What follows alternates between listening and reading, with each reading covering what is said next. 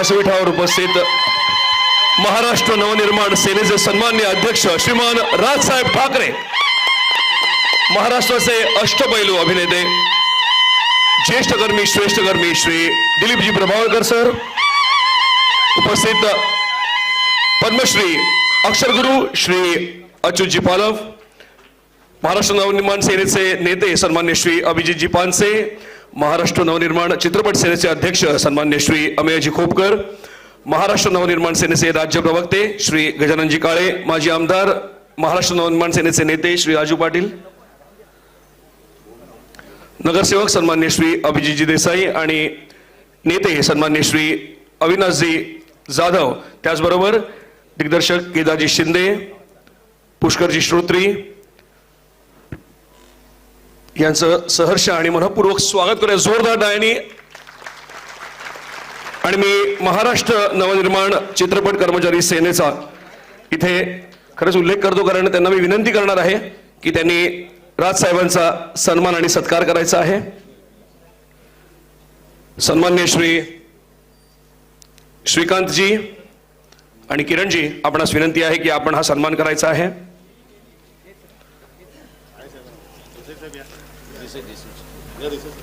चित्रपट आणि दिलीपजी प्रभावळकर यांच्या आयुष्यावर निगडीत पुस्तकांचा संच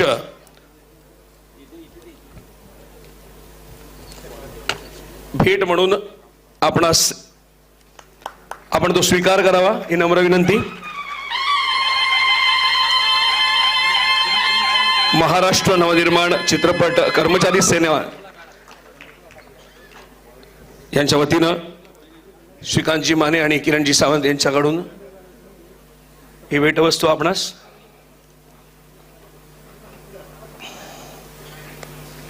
त्यानंतर महाराष्ट्र नवनिर्माण सेना चित्रपट सेना नवी मुंबई यांच्या वतीनं ही राजसाहेबांचा इथे सन्मान आणि सत्कार होणार आहे।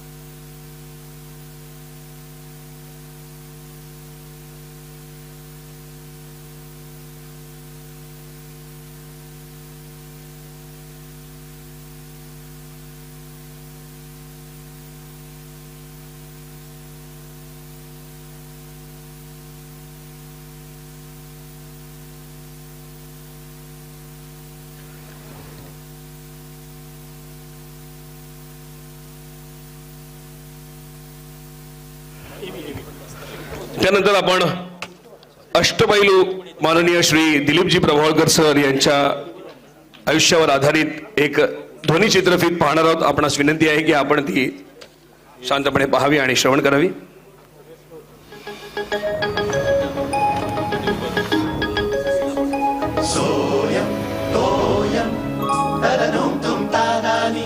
काही माणसं उपजत कलाकार असतात, पण काही कलाकार हे अभिनयाची विद्यापीठ असतात।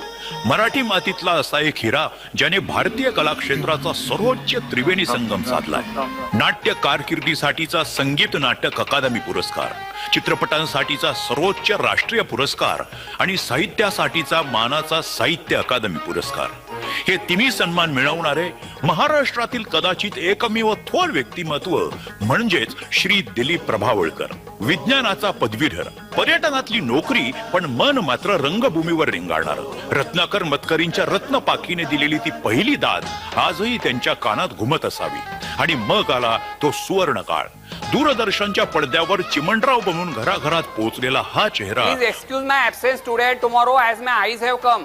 पुढे काळ बदलला तरी तितकाच प्रवाही राहिला। आई अंड खाते हे तुमच्या आजी समोर बोलायचं नाही हा। सिगरेट सोडली, हल्ली फक्त बिड्या सोडतो। मी थोडा आहे, मी रोगजंतूंना पुरत नाही आणि तुझं शरीर बघून रोगजंतूंच्या तोंडाला पाणी सुटतं। श्रीयुत गंगाधर टिपरे मालिकेतील आबा आठवले की आजही एका पिढीला स्वतःचे आजोबा आठवतात। रंगभूमीवर तर दिलीपजींचा अजबच वावर। वासूची सासूमध्ये सासूच्या वेशात त्यांनी केलेली धमाल असो किंवा हसवा फसवीमध्ये एकाच नाटकात साकारलेली 6 भिन्न पात्र, चिमणराव नाना पुंजानी कृष्णराव हेरमकर ही पात्र नव्हतीच. ती होती दिलीपजींच्या अभिनयाची किमया. पण केवळ हसवणं हाच त्यांचा प्रांत नव्हता. नाती गोती मधील तो हळवा बाप आठवला की आजही डोळे पाणवतात. 1993 मध्ये मात्र तात्या विंचूच्या रूपात ओम फट स्वाहा असं म्हणणारा तो आवाज आजही महाराष्ट्राच्या कानात घुमतोय. चौकट राजामधील निरागस नंदू साकारताना मी असा कसा वेगळा वेगळा त्यांनी अभिनयाची दुसरी टोकाची बाजूही तितक्याच ताकदीने दाखवून दिली. हे विस्मयकारक अष्टपैलुत्व केवळ प्रभावळकरच पेलू शकतात. नट म्हणून तर ते श्रेष्ठ आहेतच, पण बोक्या सातबंडेच्या माध्यमातून त्यांनी लहानग्यांचे भावविश्व समृद्ध केले. साहित्यातील त्यांच्या योगदानाची दखल खुद्द साहित्य अकादमीने घेतली आणि जेव्हा त्यांनी बॉलिवूडमध्ये महात्मा गांधी साकारले, जिस राह पे तुम चल रहे हो बेटा, एक दिन पूरी तरह फंसोगे. उस दिन मुझे याद करना. तेव्हा संपूर्ण देशाने या मराठी माणसाच्या अष्टपैलुत्वाला झुकून सलाम केला.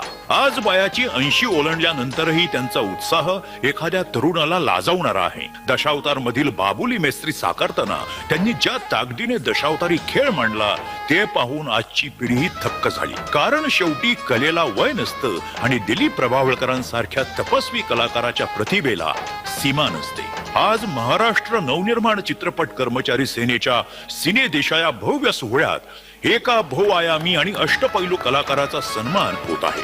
दिलीप प्रभावळकर सर, हा महाराष्ट्र तुमच्या ऋणात आहे आणि सदैव राहील. तुमचा हा प्रवास असाच अखंड बहरत राहो हीच प्रार्थना.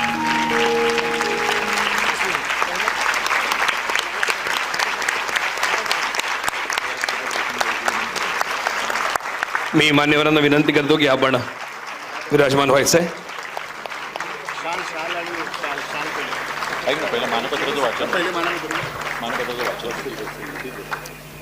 मानपत्राचं वाचन घे. पहिलं मानपत्र दे, शॉल स्वीकार दे, मग तुझं शेवटी सन्मान तर मानपत्राचं वाचन. खरंच हा सन्मान अष्टपैलू मान्य श्री दिलीप प्रभावळकर सरांचा. सर सप्रेम नमस्कार. आज महाराष्ट्र नवनिर्माण चित्रपट कर्मचारी सेना नवी मुंबई आयोजित सिने दिशा या दिमागदार सोहळ्यात आपल्यासारख्या ऋषितुल्य कलावंताचा गौरव करताना आम्हास अत्यंत हर्ष होत आहे. कलेच्या प्रांतात प्रत्येक जण पण फार थोडे कलेचे विद्यापीठ होतात. आपण आपल्या प्रदीर्घ प्रवासात अभिनयाचे असे काही मानदंड प्रस्थापित केले आहेत जे येणाऱ्या अनेक पिढ्यांसाठी दीपस्तंभ ठरतील. अभिनयाचा व्यासंग आणि साहित्याची ओढ यांचा असा अस्सल मिलाफ केवळ आपल्याच व्यक्तिमत्वात पाहायला मिळतो. नाट्य कारकिर्दीसाठीचा संगीत नाटक अकादमी पुरस्कार, चित्रपटांसाठीचा सर्वोच्च राष्ट्रीय पुरस्कार आणि साहित्यासाठीचा मानाचा साहित्य अकादमी पुरस्कार या भारतीय कला क्षेत्रातील 3 सर्वोच्च शिखरांना गवसणी घालणारा आपल्यासारखा त्रिवेणी संगम संपूर्ण महाराष्ट्रासाठी गौरवास्पद आहे. चिमणरावच्या साधेपणातून घराघरात पोहोचलेला तुमचा चेहरा, तात्या विंचूच्या रूपानं साऱ्या महाराष्ट्राला धडकी भरवणारा तुमचा अचाट आवाज, महात्मा गांधीच्या भूमिकेतून देशाला गांधीगिरी शिकवणारा तुमचा संयत अभिनय आणि बाबुली मेस्त्रीच्या रूपातून दशावतारी लोककलेचा अस्सल रंग उधळणारी तुमची असामान्य प्रतिभा, या साऱ्या प्रवासाने भारतीय रसिक मनाला कायमच समृद्ध केले आहे. नट म्हणून अष्टपैलुत्व आणि साहित्यिक म्हणून बोक्या सातबंडेसारखी निरागस सृजनशीलता जपणारा आपल्यासारखा कलावंत खरोखरच दुर्मिळ. आज वयाची 80 ओलांडल्यानंतरही आपल्यातील तोच उत्साह आणि तीच ऊर्जेची सिनेदिशा आम्हा सर्व चित्रपटकर्मींना प्रेरणा देत आहे. हा सन्मान आपल्याला प्रदान करताना आम्हास कृतकृत्य वाटत आहे. आपला हा कलाप्रवास असाच उत्तरोत्तर बहरत राहो आणि आपल्याला दीर्घ आयुष्य लाभो हीच ईश्वरचरणी प्रार्थना.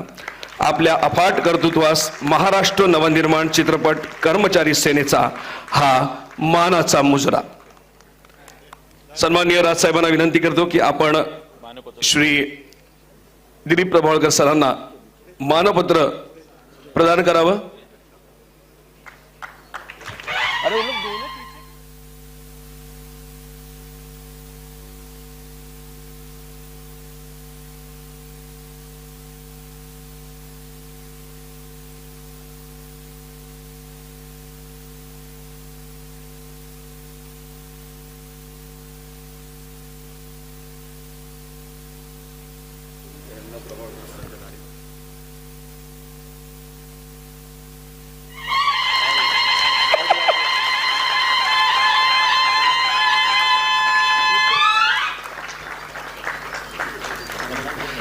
त्यानंतर सन्मान चिन्ह म्हणून चित्रकार नितीन खिलारे यांनी साकारलेलं अष्टपैलू हे पोर्ट्रेट सरांना आपण प्रदान करणार आहोत.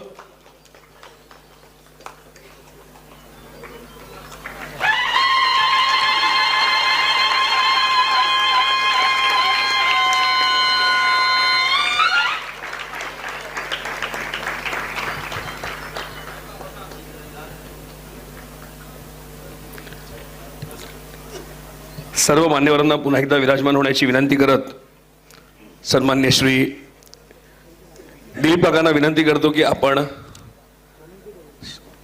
उपस्थितांना आशीर्वादित करावं.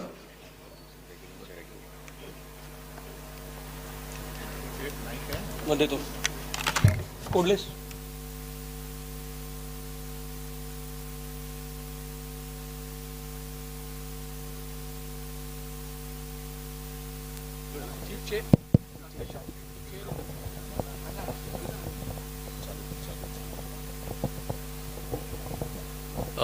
हॅलो नमस्कार. मी अमेय खोपकरजीनं सांगितलं होतं की मी भाषण करणार नाही म्हणून, पण मी कृतज्ञता व्यक्त करतो. खरोखरच खूप आनंदाचा विषय आहे. तुम्ही एवढं कौतुक केलं, माझा सन्मान केलात, आणि तोही ज्याला जे साहित्यप्रेमी आहेत, कलाप्रेमी आहेत आणि स्वतः फार मोठे कलाकार आहेत, त्या राजसाहेबांकडनं माझं कौतुक झालं. याचा मला विशेष आनंद वाटतो की त्यांच्या चित्रांचा मी पहिल्यापासून, व्यंगचित्रांचा पहिल्यापासून फॅन आहे आणि त्यांच्या हस्ते माझं स्वागत व्हावं याचा मी खरंच कृतज्ञता व्यक्त करतो. मी ऋणी आहे तुमच्या, तुम्ही एवढं माझं कौतुक केलं. एवढंच नम्रपणे सांगू इच्छितो की मी हे रोल्स केले नाहीत, मी भूमिका केल्या नाहीत, मला दिग्दर्शकांनी करायला लावले. म्हणजे माझ्यामध्ये त्या दिग्दर्शकाला व्यक्तिरेखा दिसल्या. मी तुम्हाला 2-3 उदाहरणं सांगतो, सगळी सांगत नाहीत. आता फॉर एक्झाम्पल, आता मला आबा टिपरे करणारा केदार शिंदे इकडेच आहे. म्हणजे मी आबा टिपरे कधी करू शकेन असं मला वाटलं नव्हतं. केदार शिंदे म्हणाला तुम्ही आबा करा म्हणून, त्याच्यावेळेला त्यांनी मला माझ्यामध्ये आबा टिपरे बघितला. त्याच्यानंतर महेश कोठारे मला म्हणाला की माझं त्यावेळेला माझी इमेज किंवा माझी जी प्रतिमा, माझी लोकप्रियता होती ती चिमणराव म्हणून होती. भोळा भाबडा, सरळ मार्गी वगैरे असा, कोणी फसवू शकेल असा. तर महेश कोठारे मला म्हणाला आम्ही एक सिनेमा करतोय त्यात तुम्ही विलन करा. म्हटलं बाबा लोक मला विलन म्हणून नाही ॲक्सेप्ट करणार. त्याने मला तात्या विंचू केला. मी त्याला म्हटलं तात्या विंचूसाठी कोणीतरी दीपक शिर्के, राहुल सोलापूरकर असे कोणतरी घ्या ना, मी कसा वाटेन. पण तो इतका पॉप्युलर झाला, की त्यांचं मार्केटिंग स्किल असेल काही असेल, इतका पॉप्युलर झाला की त्या तात्या विंचूला आता 30 वर्ष होऊन गेली. 30 मला वाटतं 93-94 साली झाला तो सिनेमा. आणि त्याची 2-3 त्यातल्या गमती सांगतो. म्हणजे हे या दिग्दर्शकांचं माझ्यावर ऋण आहे. दिग्दर्शकांनी मला त्या व्यक्तिरेखा भूमिका करायला लावल्या. माझ्यामध्ये त्यांनी विश्वास माझ्यावर दाखवला, त्याच्यामुळे मला आत्मविश्वास दिला. तर त्या मला आत्ता तात्या विंचू माझ्याबरोबर त्या झपाटलेलामध्ये जो मेन रोल करायचा लक्ष्या बेर्डे, त्याच्या मुलांनी माझ्याबरोबर काम केलं आता दशावतारामध्ये, अभिनय बेर्डेनी. तो जो म्हणा दिलीप काका तुम्हाला सांगतो मी, तुम्हाला लहानपणी मी खूप घाबरायचो म्हणे, आणि मी जर वेळेवर झोपलो नाही, वेळेवर जेवलो नाही तर मला बाबा म्हणजे लक्ष्या बेर्डे त्याला भीती घालायचं की बघा ते जेवतोच की नाही, तात्या विंचूला बोलू का, तर तो भयंकर घाबरायचा. तसा तर तो परदेशी सुद्धा तात्या विंचू झाला आणि 30 वर्षानंतर सुद्धा अजूनही तिथे पोचला. याचा आत्ता अनुभव, एक गमतीचा किस्सा सांगतो आणि भाषण संपवतो. गेल्याच वर्षी मी का नाटकाच्या दौऱ्याला अमेरिकेला गेलो होतो. मी आणि विजय केंकरे, पत्रापत्री नावाचं नाटक होतं आमचं. कॅलिफोर्नियाला एका शो नंतर महाराष्ट्र मंडळाची आम्हाला जेवायला घेऊन गेले 25-30 मंडळी. एका इंडियन रेस्टॉरंट होतं अमेरिकेमधलं. अमेरिकन पण गिराईकं इंडियन आपल्या डिशेसवर ताव मारत होती. तर तिकडे जेवण वगैरे झाल्यानंतर ते म्हणाले की आता एक जण तुम्हाला एक गंमत करून दाखवणार आहे म्हणून. आत्ता गेल्या वर्षीची गोष्ट आहे. एका कंपनीचे व्हाईस प्रेसिडेंट, सिनियर, खूप सिनियर, सुटाबुटातले, ते उभे राहिले आणि त्यांनी अगदी लाजत वगैरे असं खिशात हात घातला, खिशातून कवळी काढली, कवळी, आणि त्यांनी ती लावून तात्या विंचूचं मंत्र म्हणायला लागले, ते ओम फट स्वाहा वगैरे. आणि मग एकदम ओरडले म्हणून, कोबड्या मी अमर झालो. तर ते अमेरिकन काट्या चमच्याने तिकडे डोसा खात होते. ऑलमोस्ट त्याचा काटा आतमध्ये गेला, इतक्या जोरात ओरडले ते. तर विजय मला खालून पाय मारतोय, काहीतरी दाद द्या म्हणाले. काय बोलणार त्यांना? आणि ते म्हणाले की प्रभावळकर तुमच्या संमतीने मी याचे प्रयोग अधूनमधून करत असतो म्हणे. तात्याचा प्रयोग करतो तो व्हाईस प्रेसिडेंट कंपनीचा अमेरिकेतल्या. ही आत्ताची गोष्ट. सांगायचा मुद्दा काय की महेश कोठारेंनी मला तात्या विंचू बनवलं. असे बऱ्याच लोकांनी मला ह्या केदार शिंदेचं नाव सांगितलं. मतकरींनी अनेक चेटकी मला करायला लावली. विजया जोळकरांनी चिमणराव दिला. तर संजय सुरकरनी आणि स्मिता ही तळवलकरनी मला चौकट राजामध्ये नंदू करायला लावला. आयतळाला मतिमंद आयतळाला मला करायला लावलं. राजकुमार हिरानींनी गांधी करायला लावलं. या दिग्दर्शकांचे माझ्यावर उपकार आहेत. त्यांनी मला घडवलं. त्यांनी माझ्यामध्ये त्या व्यक्तिरेखा, भूमिका, कॅरेक्टर्स, रोल्स बघितले, म्हणून मी हे करू शकलो सगळं. थँक्यू व्हेरी मच राजसाहेब, थँक्यू. आणि तुम्हाला सगळ्यांना खूप खूप मी कृतज्ञता व्यक्त करतो. थँक्यू. धन्यवाद दिलीप काका. आणि आता विनंती करतो महाराष्ट्र नवनिर्माण सेनेचे अध्यक्ष सन्माननीय श्री राजसाहेब ठाकरे यांना आपण शुभेच्छा द्याव्या. बसा बसा बसा रे.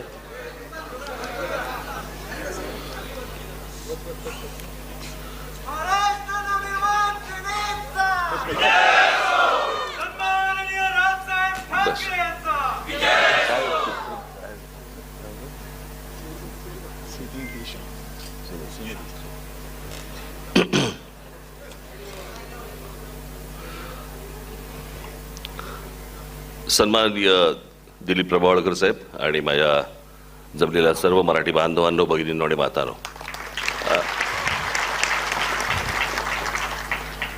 या सिने दिशा या महाराष्ट्र नवनिर्माण चित्रपट सेनेने आज आयोजित केलेल्या या कार्यक्रमाला सकाळपासून कोण कोण होते?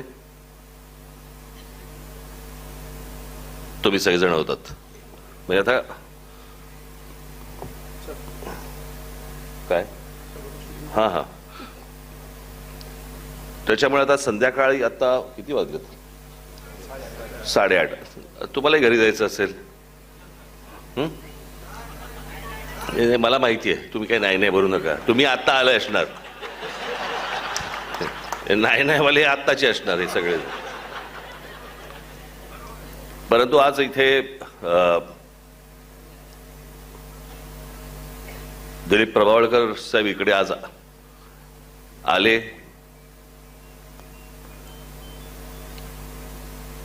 त्यांचा सत्कार करायची मला संधी मिळाली. मी मागे एकदा आशाताईंच्या कार्यक्रमामध्ये मी असं म्हटलं होतं, एकदा आशाताईंचा सत्कार माझ्या हस्ते झाला होता आणि मी त्या कार्यक्रमात असं म्हटलं होतं की सध्या म्हटलं मोठ्या माणसांचे सत्कार करायला मोठी माणसं सापडत नाहीत, आमच्यावरती अटपायला लागतंय. आणि आजही तेच आहे. आज प्रभावळकर साहेबांसारखा एक, त्यांनी आता अत्यंत नम्रपणे काही गोष्टी सांगितल्या की माझ्यामध्ये दिग्दर्शकांनी ती गोष्ट पाहिली. तुमच्यातच का पाहिली? एवढे नट इथे रंगभूमीवरती असताना दिलीप प्रभावळकरांमध्येच त्या गोष्टी का पाहिल्या गेल्या? मला असं वाटतं ही महत्वाची गोष्ट आहे. आणि ती पाहिल्यानंतर ती गोष्ट त्यांनी साकारणं, आणि जसं आता त्यांनी सांगितलं की एक व्हाईस प्रेसिडेंट कुठेतरी अमेरिकेमध्ये त्यांनी तात्या विंचू केला. अमेरिकेमध्ये आम्हाला फक्त तात्या ट्रम्पच माहिती आहे.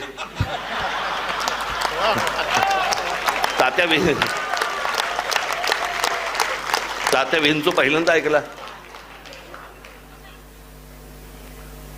पण त्यांनी केलेले, मला असं वाटतं आपण त्याला शाळेमध्ये असतानाची गोष्ट, टेलिव्हिजनवरती गुंड्या भाऊ आणि चिमणराव हे ज्यावेळेला यायचं आणि ते ज्यावेळेला तुम्ही एक हाक मारायचात काऊ नावाची,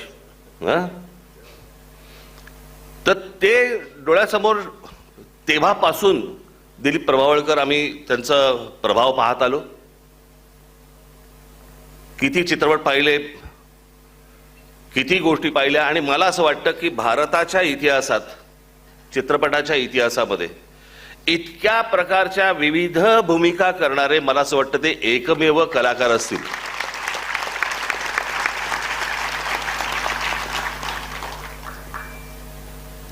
म्हणजे साधारणपणे 1 ते 20-25 असं जर समजा आपण प्रभावळकर पकडले तर 25-26 नंतर मला असं वाटतं कमल हसन असतील.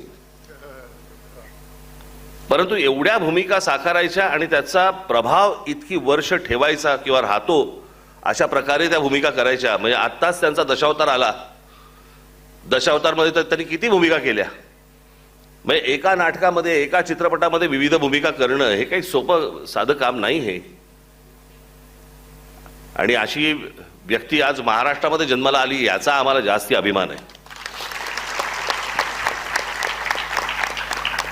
आज अमेयने आज हा कार्यक्रम घेतला. इथे त्याच्या सगळे सहकारी त्याचे इथे आहेत. आणि आज मराठी रंगभूमीवरचे सगळेच दिग्गज इकडे दिग्दर्शक तुम्हाला आज लाभले. त्यांचं मार्गदर्शन तुम्हाला लाभलं सकाळपासून. अजूनही अनेक जण येतील. तुम्ही जेवढे जण आलेला आहात तुमच्या सर्वांची नोंद झालेली आहे ना? झालेली आहे. आणि कुठून आला आहात तुम्ही सगळेजण? मुंबईचेच आहात? नवी मुंबईचे आहात का बाहेरून आलात?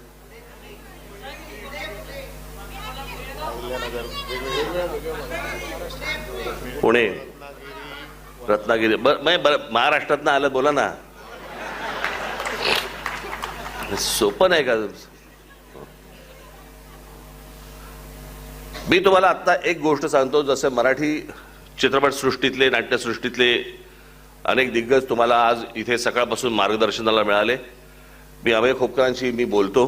इथे आज अभिजित पानसे पण आहेत. बाकी सगळे माझे सगळे नाट्य क्षेत्रामधले माझे सगळे मित्र आज इथे रंगभूमीचे चित्रपट क्षेत्रातले इथे व्यासपीठावरती आहेत. मी सर्वांशी बोलतो आणि लवकरच मी एक अशाच प्रकारचा काय याला सेमिनार म्हणतात, वर्कशॉप, अशाच प्रकारचं मी एक वर्कशॉप तुमच्या सर्वांसाठी म्हणून मी आयोजित करतो.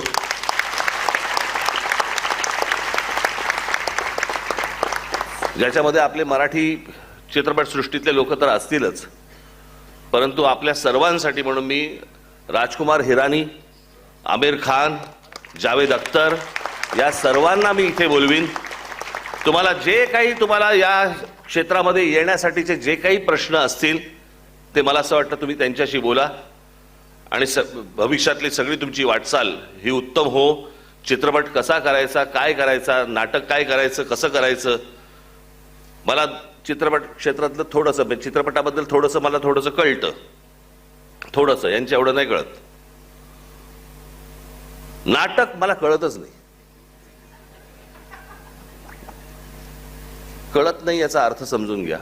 मला असं वाटतं नाटक हे इतर कोणत्याही माध्यमांपेक्षा सर्वात जास्ती कठीण असतं.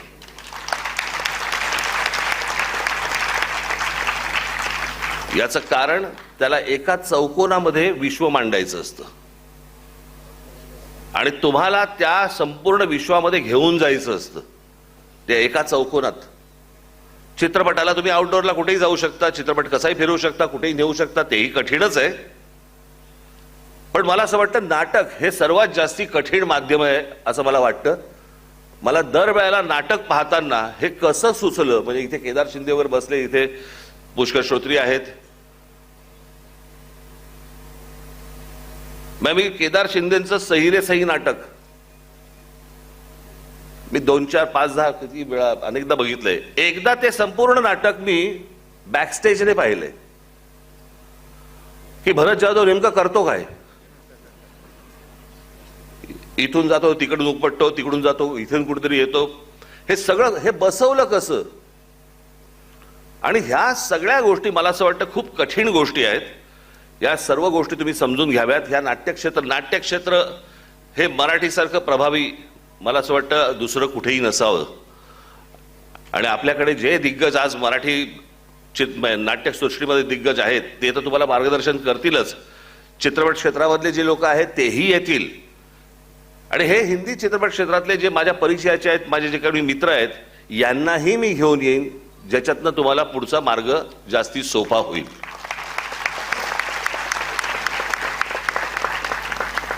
आता बाकी जे राहिलेले म्हणजे वर्कशॉप सोडून जे आलेले आहेत त्यांच्यासाठी मी आत्ताच आपल्या अभिजित देसाईच्या आपल्या शाखेचं उद्घाटन करून आलो. आणि त्या शाखेच्या उद्घाटनाच्या वेळेला मी त्यांना सांगितलं की मी लवकरच नवी मुंबईमध्ये एक माझी जाहीर सभा देईन आणि त्या जाहीर सभेच्या वेळेला आपण सर्वजण या. त्याच्यामुळे ही सगळी बिचारी मंडळी महाराष्ट्रातनं सगळीकडनं आली आहेत. आधीच ते सगळं म्हणजे दिवसभर त्यांना खूप गोष्टी मिळाल्या असतील, पण अजून मी माझ्यामुळे ते जास्ती कावतील, तर त्याला त्रास होऊ नये. लवकरात लवकर शांतपणे घरी जा, नीट जा, लवकर जा, घरी व्यवस्थित पोचा.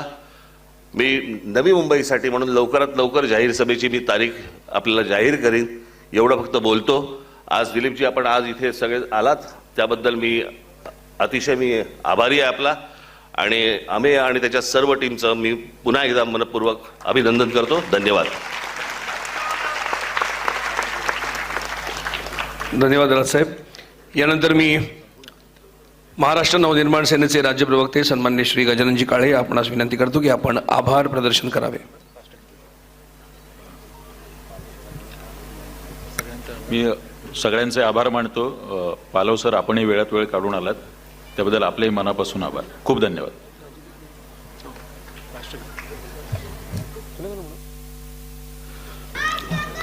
मान्यवरांचे आभार आणि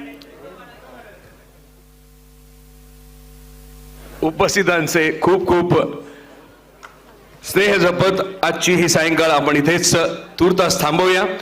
महाराष्ट्र नवनिर्माण चित्रपट कर्मचारी सेना, महाराष्ट्र नवनिर्माण सेना चित्रपट सेना नवी मुंबई आयोजित सिनेदिशा नवोदितांच्या स्वप्नांना बळ ह्या कार्यक्रमात ज्या मान्यवरांचं आपण इथे मनोगत ऐकलं त्यांचेही जाहीर आभार.